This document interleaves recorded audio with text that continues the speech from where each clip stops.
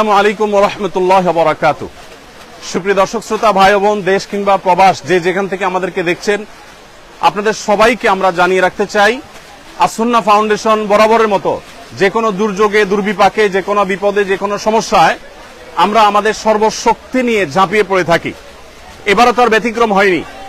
আমরা জানি যে ছাত্র জনতার বৈষম্য বিরোধী আন্দোলনে অগণিত মানুষ হতাহত হয়েছে।